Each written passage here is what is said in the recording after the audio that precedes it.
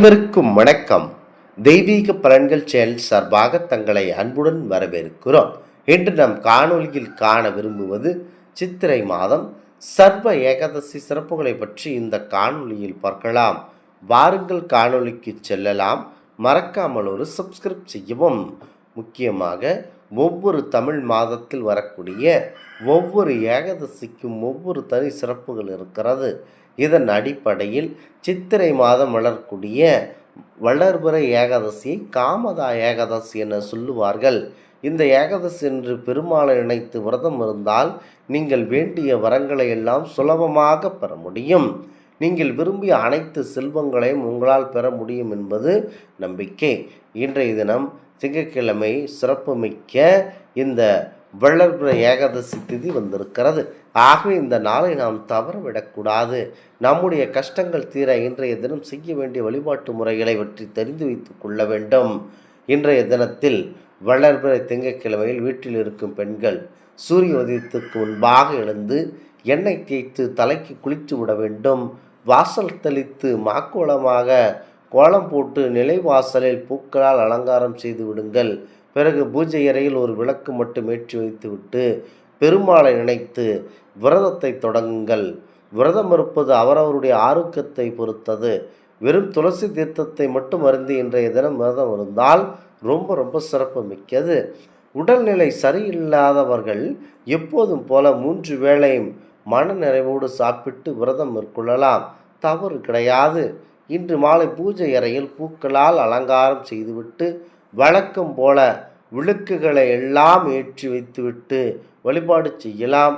பரம்பொருள் மகாலட்சுமி தாயாரை, அதாவது அவருக்கு பிடித்த தாமரைப்பூ, பெருமாளுக்கு பிடித்த துளசி இலை மாலை வைத்து சிறப்பாக வழிபாடு செய்ய வேண்டும். பிறகின்று மாலை பச்சரிசியால் உங்கள் கையாலேயே கொஞ்சமாக தயிர் சாதம் செய்து கொள்ளுங்கள். நல்ல பசுந்தயிர் கிடைத்தால் ரொம்ப சிறப்பு மிக்கது. அந்த தயிர் சாதம் மணக்க இருக்க வேண்டும். எப்படி தெரியுமா? கொஞ்சமாக எண்ணெயில் கடுகு, பச்சை மிளகாய், இஞ்சி, கருவேப்பிள்ளை, மல்லித்தழை எல்லாம் போட்டு தாளித்து இந்த தயிர் சாதத்தில் கொட்டி கலந்து கொள்ளுங்கள். செல்வ செழிப்பை கொடுக்கும் மாதுளம் முத்துக்களை புரித்து தயிர் சாதத்தின் மேல் தூவி அலங்காரம் செய்து கொள்ளுங்கள். இந்த நெய்வேத்தியம் பெருமாளுக்காகவே சிறப்பாக தயார் செய்யப்பட வேண்டும். இதை பெருமாளுக்கு முன்பாக வைத்துவிட்டு தீபதூப ஆராதனை காண்பிக்க வேண்டும். உங்களுடைய வேண்டுதலை பெருமாளின் பாதத்தில் வையுங்கள் என கோரிக்கை எல்லாம், அதாவது என்ன கோரிக்கை எல்லாம் இருக்கின்றதோ அதெல்லாம் நிறைவேறும் என்று பிரார்த்தனை செய்து கொள்ளுங்கள். துளசி தீர்த்தம் கட்டாயம் பூஜை அறையில் இருக்க வேண்டிய அற்புதமான தீர்த்தமாகும். பிறகு உங்களுடைய வீட்டில் விஷ்ணு சக்கர நாமம், லக்ஷ்மி சக்கர நாமம் எல்லாம் முழிக்க விட வேண்டும். கற்பூர ஆரத்தி காண்பித்த பின்பு பூஜையும் நிறைவு செய்து கொண்டு அந்த பிரசாதத்தை சாப்பிட்டு விரதத்தை நிறைவு செய்ய வேண்டும். முக்கியமாக இந்த பூஜை செய்வதற்கு முன்பு பரம்பொருள் கணபதியை மனதில் நினைத்து கொண்டு வழிபாடு செய்ய வேண்டும். எளிமையாக சுத்தமான மஞ்சளை ஒரு குமிழாகவோ அல்லது அதற்கு அருகம்புல் சாத்தி அழகாக பசுஞ்சாணத்திலும் செய்யலாம். அதாவது சுத்தமான மஞ்சளில் குமிழாக பிடித்தோ பசுஞ்சாணத்திலோ அருகம்புல் சாத்தி விநாயகரை வழிபட்ட பிறகு அதன் பிறகு இந்த விரதத்தை தாராளமாக மேற்கொள்ளலாம். இன்றைய தினத்தில் எது வேண்டுமானாலும் தாராளமாக செய்து வழிபடலாம். குறிப்பாக இந்த எளிமையான வழிபாட்டை யாரெல்லாம் உங்கள் வீட்டு பூஜை அறை இருக்கிறதோ அவர்களெல்லாம் பெருமாளின் பரிபூர்ண ஆசி கண்டிப்பாக கிடைக்கும். முடிந்தால் உங்கள் வீட்டு பக்கத்தில் இருக்கும் பெருமாள் கோவிலுக்கு இன்று சென்று வழிபடுவது விட்டு வருவது சிறப்பு. நம்பிக்கை உள்ளவர்கள் இன்றைய தினம், அதாவது இன்றைய தினத்தில் சென்று வழிபட்டீர்கள் என்று சொன்னால் அனைத்தும் நல்லபடியாக நடைபெறும். ஏகாதசி என்பது ஒவ்வொரு பக்தர்களுக்கும் ஏகாந்த தினமாகவே உள்ளது. மோட்சத்தை அளிக்கும் விரதத்தை கடைபிடிக்க வழி ஏற்படுத்தி இருக்கும். ஏகாதசியால் ஏகாந்தம் ஏற்படாமல் இருக்கும். முக்கியமாக ஆண்டு முழுவதும் வரும் ஏகாதசிகளுக்கு ஒவ்வொரு பெயர்களும் அந்த ஏகாதசி தினங்களில் இருக்கும் விரதங்களால் பக்தர்களுக்கு கிடைக்கப்பெறும் நன்மை பயக்கும் பலன்களும் பலவாறு வகுத்து கூறப்பட்டுள்ளன. ஒவ்வொரு ஏகாதசியும் ஒவ்வொரு பலனை வழங்கினாலும் வைகுண்ட பதவியும் வழிவகுக்கும் என்பது சிறப்பு மிக்கதாக இருக்கின்றன. குறிப்பாக சித்திரை மாதம் வளர்பிற ஏகாதசி, காமதா ஏகாதசி என சொல்லப்படுகிறது. தேய்பிறையில் வரும் ஏகாதசி பாபமோகினி ஏகாதசி என்றும் அழைக்கப்படுகிறது. இந்த இரு ஏகாதசிகளிலும் விரதம் இருப்பவர்களுக்கு அவர்கள் விரும்பிய அனைத்து பேறுகளும் கண்டிப்பாக கிடைக்கப்பெறும் என்பது நம்பிக்கையாகவே இருக்கிறது. முக்கியமாக இந்த சிறப்பு மிக்க இந்த ஏகாதசியை மனதில் நினைத்து கொண்டு மாதத்தில் இருமுறை வருகிறது. இதனில் நினைத்தீர்கள் என்றால் அனைத்தும் நல்லபடியாக நடைபெறும்.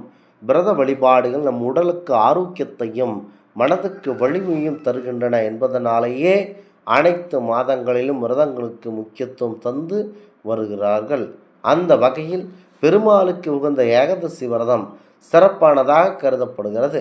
ஏகாதசி விரதத்தின் சிறப்பை உணர்த்தும் விதமாக காயத்ரிக்கு நிகரான மந்திரமில்லை, தாய்க்கு சமமான தெய்வமில்லை, காசியை மிஞ்சிய தீர்த்தமில்லை, ஏகாதசிக்கு ஈடான விரதமில்லை என்று நம் முன்னோர்கள் சொல்லித்தான் வைத்தார்கள்.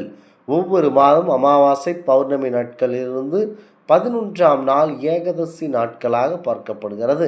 அவை சுக்லபட்ச ஏகாதசி, கிருஷ்ணபட்ச ஏகாதசி என அழைக்கப்படுகின்றன. அந்த நாட்களில் முழு உபவாசம் இருந்து மறுநாள் துவாதசியில் பூஜை முடிந்த பின்பே காலை உணவு உட்கொள்ள வேண்டும் என்பது விதி. அந்த வகையில் ஒரு வருடத்தில் 24 அல்லது 25 ஏகாதசி திதிகள் வருகின்றன.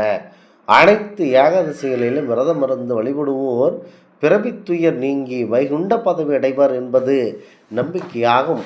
வருடம் முழுவதும் எத்தனையோ நல்ல திதிகள் வந்தாலும் முக்கியமாக இந்த ஏகாதசி விரதம் அனுஷ்டிக்க வேண்டும்.